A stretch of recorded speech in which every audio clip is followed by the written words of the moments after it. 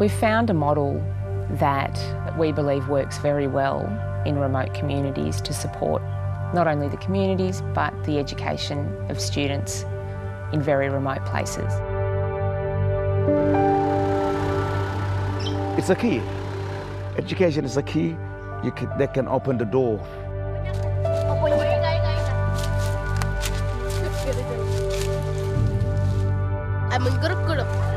And what's here at Kurukuru? Butterfly.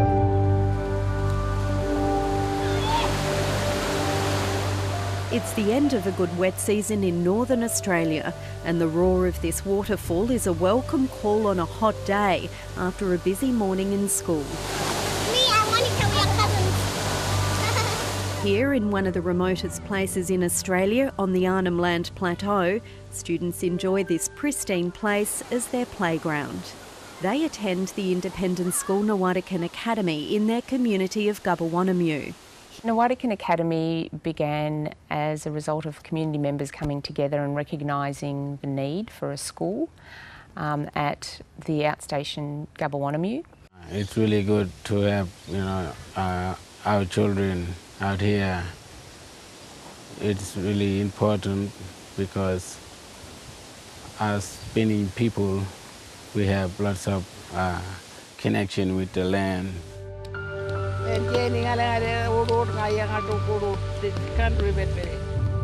Here in Gunwadiwadi, or the Stone Country, the bush is a playground and a classroom, and the students learn as much from their elders as they do from their university-trained teachers.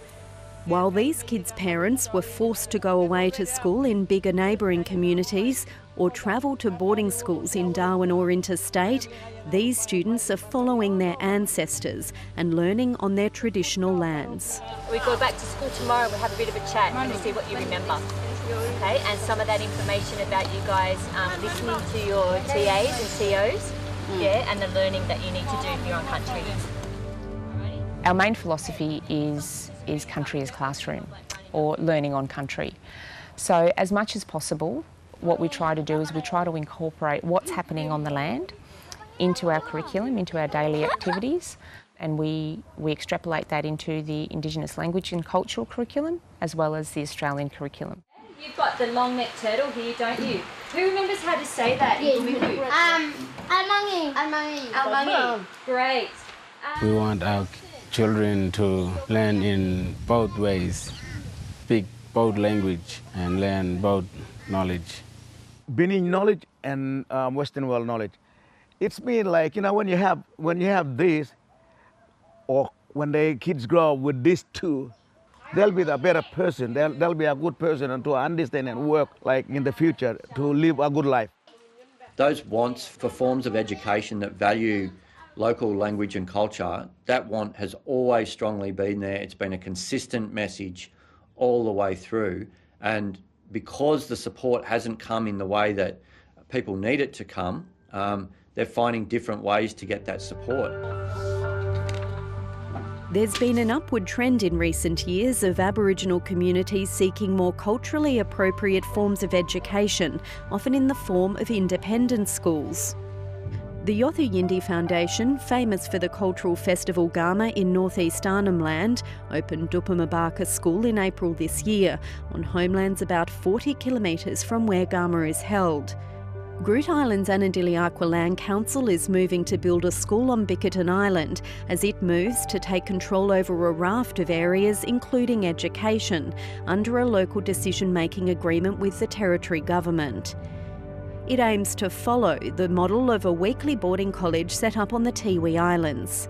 For Nawarikan Academy, it says donor support kept the dream alive. For the first 3.5 years of operation, we were reliant on philanthropic funds. So there was a lot of work behind the scenes to get enough money to operate a school. One of the difficulties was that the registration process is quite a long and arduous process. That took a little bit longer than we expected. The school is taking the two-way approach a step further. Binning from across the Stone Country have gathered in the large community of Maningrida to create a seasonal calendar.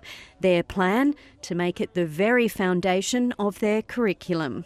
Bring all the old people because with their knowledge and looking at this seasonal calendar that we have been making. Some people do believe we got on two seasons, wet and dry. But all the Aboriginal in Arnhem Land, we believe that we got 6 or more than that.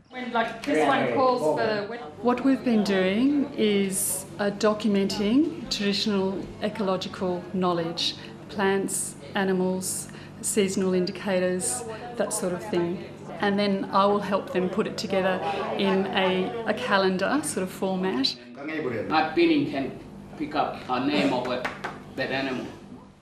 Back at school, and the seasonal calendar is being integrated into daily lessons. The Academy's focus on two-way education and full-time teachers is paying dividends. This one's really important for us here.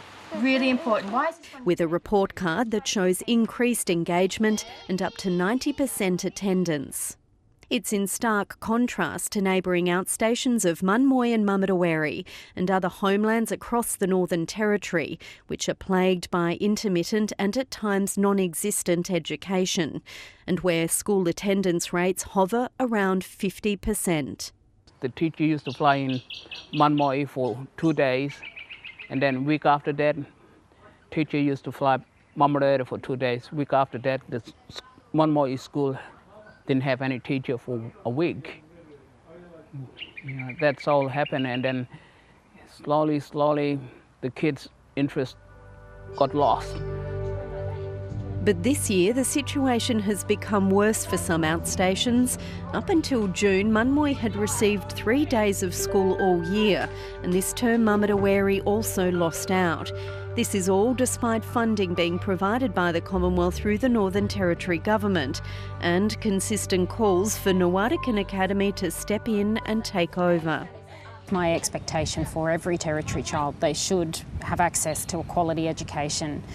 So where there have been concerns raised around that, we obviously follow up with the hub school and make sure that that is happening and that the school's well supported to make sure that that education is being provided. We want to survive in 2 worlds today.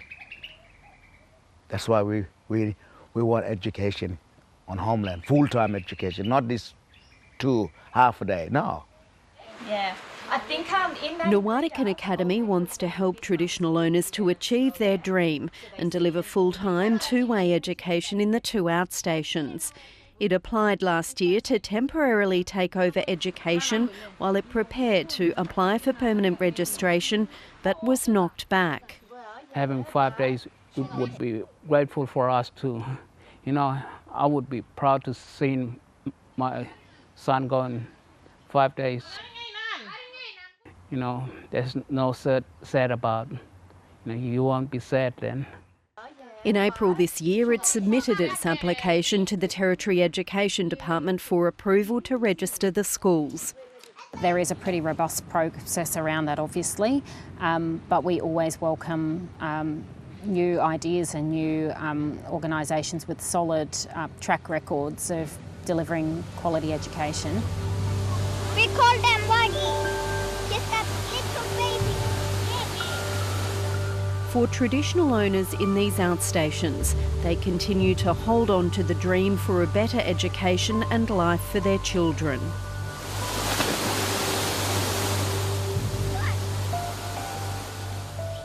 I don't know what I will be doing if they accept us. I'll be, having a crop somewhere. Thinking, I'll be really proud. The idea of the Academy came from the community. It's what they recognised as a need for their children, for their community and their futures. And if we support people to achieve those dreams, that's when things work.